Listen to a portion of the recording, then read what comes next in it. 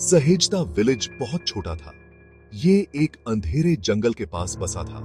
यहाँ जिंदगी सरल थी। लोग खेती करते थे, बच्चे खेतों में खेलते थे, रात को झिंगुर चहचहाते थे, उल्लू आवाज लगाते थे। ये शांत था, ये निश्चिंत था। ये विलेज बहुत पुराना था। ये कई सदियों से यहाँ था। लोग कहानियां सुनाते थे, अपने पूर्वजों की कहानियां, जंगल की कहानियां। कुछ कहानियां खुशियों भरी थीं, कुछ फियरावनी, वे बस कहानियां थीं। या यूं मान लीजिए, एक दिन सब कुछ बदल गया। शांति चूर चूर हो गई, सन्नाटा टूट गया। अनौसी अबोगरीब चीजें होने लगी, ऐसी चीजें जो पहले कभी नहीं हुई थीं। सहेजता विलेज में डर आ गया। ये रोशनी से शुरू हुआ। आसमान में अनौजियाब लाइट्स। वे एक रात दिखाई दिए, चमकदार और कलरफुल।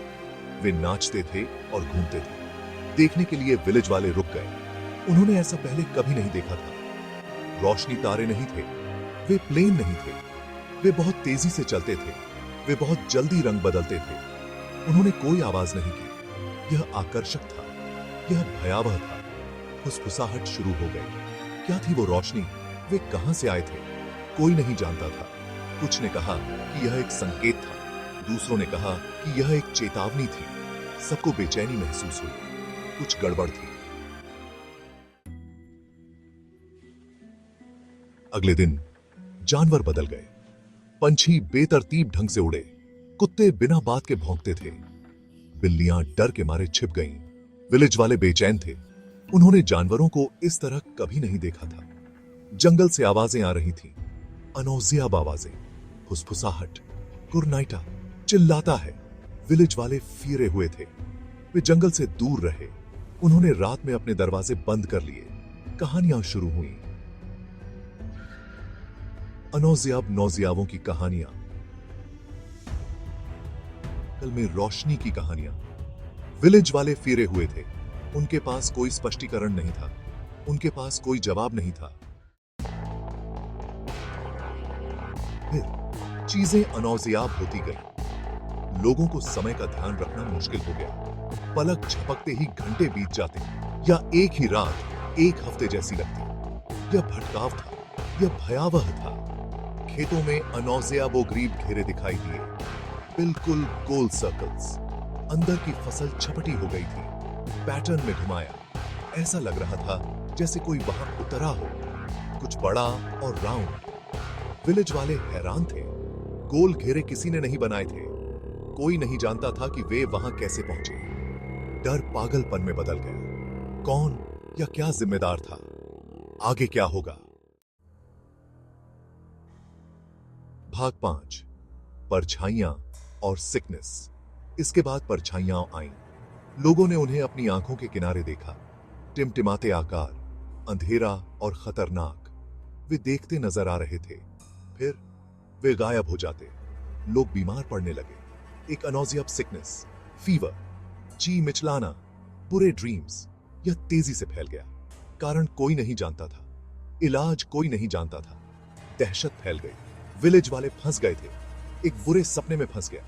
बाहर जाने से फिरते थे, अंदर रहने से फिरते थे। उनका कभी शांतिपूर्ण विलेज अब जेल बन गया था, डर की प्रिजन। भाग 6, हवा में फुसफुसाहट। अफवाहें शुरू हुई। हवा में फुसफुसाहट, दूसरों गांवों की कहानियां। विलेज जो गायब हो गए थे, जंगल ने निगल लिया गांवों को। उनके निवासियों को फिर कभी नहीं देखा गया। सहेजता विलेज वाले सबसे बुरे से फिरते थे। क्या उनका विलेज अगला था? क्या उन्हें दंडित किया जा रहा था? उन्होंने ऐसा क्या किया था जो इसके लायक थे?